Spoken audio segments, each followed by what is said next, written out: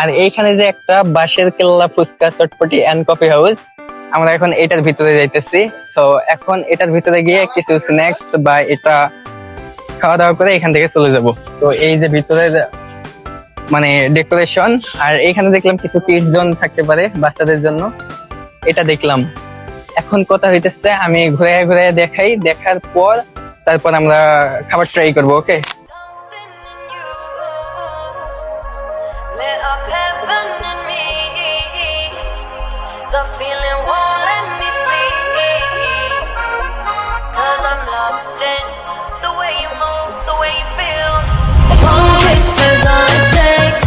Fall in love with me. Possibilities I look like all ওকে, আমি video করতে করতে আমার সাথে যে দুইজন আছে ওরা অলরেডি উপরে চলে আসছে এন্ড আমরা উপরে চলে আসলাম। আর উপর থেকে এই যে নিচটা এদিকে, মানে এটা সম্পূর্ণ বাঁশের তৈরি, যেটা দেখে বোঝা যাইতেছে। আর আমি উপরে আসলাম, আমার সাথে দুইজন এই যে ওই দিকে। তো এখন হচ্ছে ওরা মেবি কিছু অর্ডার করছে, এটা আমরা ট্রাই করি। ট্রাই করার পর এখান থেকে তারপর আবার দেখাইতেছি।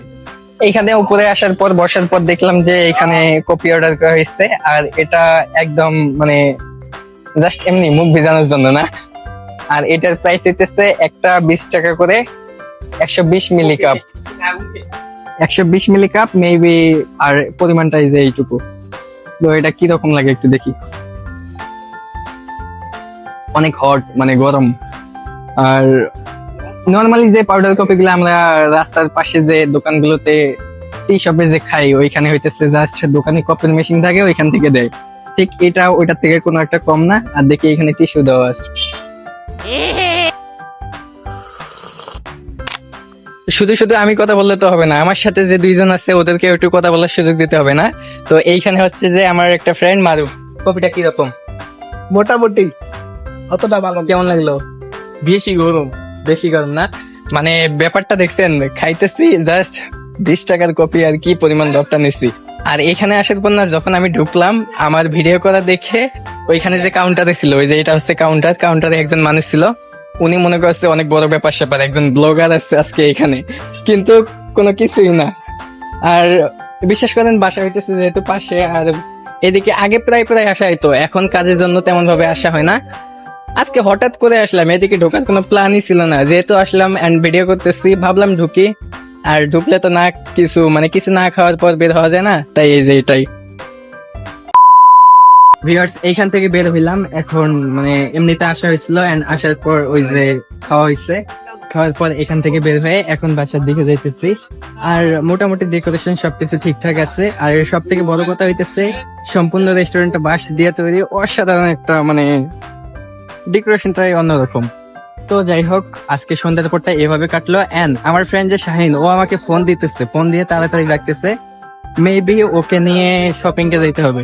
এখন এটাই বললো আর কি, না আরো কোনো কারণ আছে বা কোনো কিছু থাকতে পারে, ওইখানে যাই, যাওয়ার পর দেখি। তো এখন হচ্ছে যে আমরা সরাসরি বাসার দিকে চলে যাবো।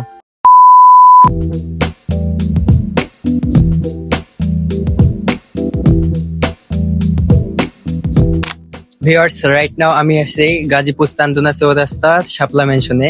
আর এখানে হঠাৎ করে আসলাম, কোনো প্ল্যান ছিল না, বাসা থেকে বের হয়েছে। আর আমার ফ্রেন্ড শাহিন, ও বললো যে একটু মার্কেটে যাইতে হবে, কারণ ওর নাকি একটু শপিং করা বাকি। আর ও কালকে সকালেই ভোরের আগেই ঢাকার একটু বাহিরে যাবে, যার কারণে আমরা তাড়াহুড়া করে এখানে চলে আসলাম। এন্ড শপের ভিতরে একটা শপে আছি, এখান থেকে হালকা কিছু শপিং করছে, দেন শপিং শেষ না।